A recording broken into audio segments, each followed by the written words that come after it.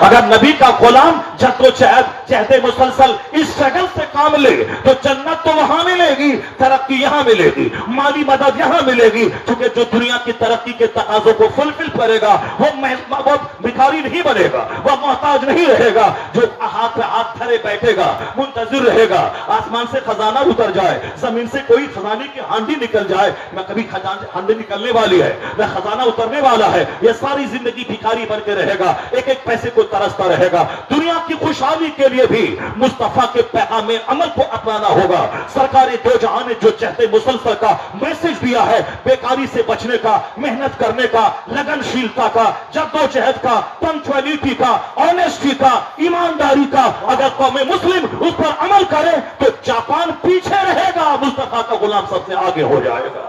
مسلمان اگر اس پر عمل کرے تو جنت بھی ملے گی، دنیا کی خوشحالی بھی ملے گی۔ لیکن اگر کوئی مسلمان مکہ کا بیج کھیت پر ڈالے ہی نہیں اور تمنا کرے کہ صاحب مکئی کی فصل اپج کے میرے گھر میں آ جائے، ایسا نہیں ہوتا ہے۔ سمندر کی سطح پہ مکان نہیں بنتا ہے، ہواؤں میں محل تعمیر نہیں ہوتا ہے، صرف تمنا کرنے سے اور مزارات پہ بیٹھ کر مرادیں مانگنے سے مسئلے کا حل نہیں ہوتا۔ مسئلے کا حل جدوجہد سے، مسئلے کا حل اسٹرگل سے، مسئلے کا حل محنت سے، مسئلے کا حل سنجیدگی سے، مسئلے کا حل علم سے، مسئلے کا حل علم پر عمل سے، مسئلے کا حل اس پر ہے احساس کمتری میں شکار ہونے کا نہیں، بلکہ مصیبتوں کی کیچڑ میں لت پت ہونے کے بعد وہاں سے امید کی کرن لے کے اٹھنے کا ہے۔ جاپان میں ایک شخص انگریز گیا، وہاں 10 سال تک جاپانی زبان سیکھنے کے بعد انہوں نے وہاں کی قوم سے تجربات حاصل کیے، ایک کتاب لکھی تھا اسٹوری آف جاپان، جاپان کی کہانی۔ اس میں ایک پیراگراف اس نے لکھا ہے، جس نے ہوائی جہاز دیا ہے،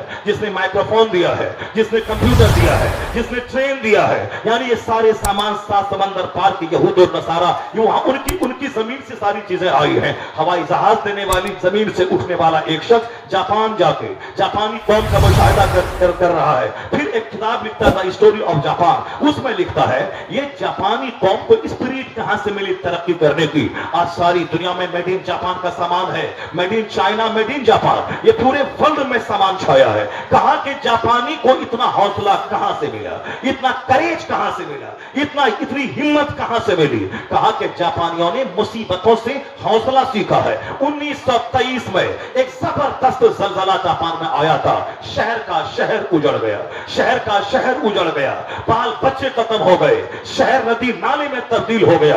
لیکن جو لوگ بچ گئے تھے وہ لوگ ماتم کرنے کے لیے نہیں بچے رہے، جو لوگ بچ گئے تھے وہ لوگ سینہ کوبی کرنے کے لیے نہیں کھڑے رہے کہ اب ہمارے بال بچے ختم ہو گئے، ہمارا شہر اجڑ گیا، اب ہم کیا کریں گے دنیا میں جی کر کے، چلو پھانسی کے پندے پہ لٹک جاتے ہیں۔ نہیں، آج جاپان امریکہ کی منڈیوں میں چھایا ہے، آج جاپان ہندوستان کے مارکیٹ میں چھایا ہے، اس کا مال سب سے زیادہ زبردست اور پھر سب سے زیادہ قیمتی بھی، سب سے زیادہ مضبوط بھی ہوتا ہے۔ میڈ ان جاپان، چاہے سونی کمپنی ہو یا کیا کمپنی کی کاریں ہو، بہت ساری کمپنیاں ایسی ہیں جو جاپان کے لگے ہوئے کوریا، جاپان سے سٹے ہوئے چائنا سے وہ سارا سامان بن، جاپان جو تباہ شدہ ملک۔ کیا کہا؟ 1923 میں خطرناک زلزلہ آیا، کروڑوں لوگ موت کے منہ میں چلے گئے، آبادیاں زمین میں دھس گئی، لیکن جو لوگ بچ گئے وہ لوگ سوگوار بن کے نہیں بچے، بال نہیں نوچنے لگے، سینہ نہیں پھاڑنے لگے،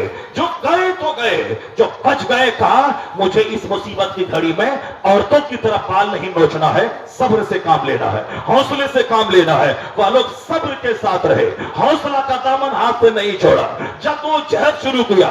میرا ہر بچہ پڑھے گا، میرا ہر بچہ فیکٹری کا بنائے گا، میرا ہر بچہ نیا پروڈکشن بنائے گا، ساری دنیا میں پیداوار کو پھیلائے گا۔ کہا جاپانیوں کے اسی صبر نے، اسی حوصلے نے، اسی جدوجہد نے وہ پیچھے پلٹ کے نہیں دیتا، ان مصیبتوں سے اسپرٹ لیا، آج وہی تباہ شدہ جاپان پوری دنیا کا سب سے مالدار ترین ملک بن گیا۔ انہوں نے کہا کہ دوسرا واقعہ جاپان میں 1945 میں ہوا، جب ہیروشیما پہ ایٹم بم گرا تھا، امریکہ نے پہلی بار ایٹم بم گرایا تھا ہیروشیما پہ، دوسرے ہی دن ناگاساکی پہ یورینیم بم گرایا تھا، دونوں شہر اجڑ گئے، لاشوں کے ڈھیر پہ دونوں شہر تبدیل ہو گیا۔ وہ کون شہر؟ جو ٹوکیو، جاپان کا شہر، جاپان کی راجدھانی، وہ جاپان کا شہر ملبے میں تبدیل ہو گیا، جاپان کا شہر لاشوں लाशों के ढेर में बदल गया। हिरोशिमा और नागासाकी, यह दोनों शहर तबाह हो बर्बाद हो गए। आज 70-80 साल के बाद भी जो लोग बचे हैं उस खतरनाक जहरीले असरात से वो लूले लंगड़े अपाहिज बच्चे पैदा हो रहे हैं।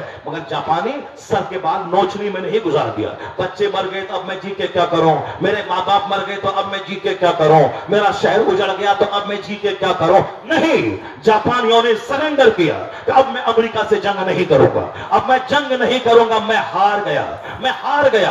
अब उन्होंने सारी एनर्जी, सारी ताकत उन्होंने पढ़ने में, लिखने में, सामान बनाने में, फैक्ट्री में लगा दी। आज दुनिया का सबसे खूबसूरत शहर, सौरी सड़कें, फलकपोश इमारतें, जबरदस्त फैक्ट्रियां, मजबूत सामान का प्रोडक्शन, सब में अव्वल नंबर पे जापान है। अब दुनिया के लोग वहां से सबक लेते हैं कि मुसीबतों में हौसला खोना नहीं चाहिए, मुसीबतों में नर्वस होना नहीं चाहिए। जापानी कौन से लोग सीख ले। एक हिंदुस्तानी मुसलमान, अगर आज मस्जिदें टूट गई तो क्या हुआ, मदरसे उजड़ गए तो क्या हुआ, अगर तुम्हारे इख्तियारात छीने जा रहे हैं तो क्या हुआ, तुम सब्र से काम लेना।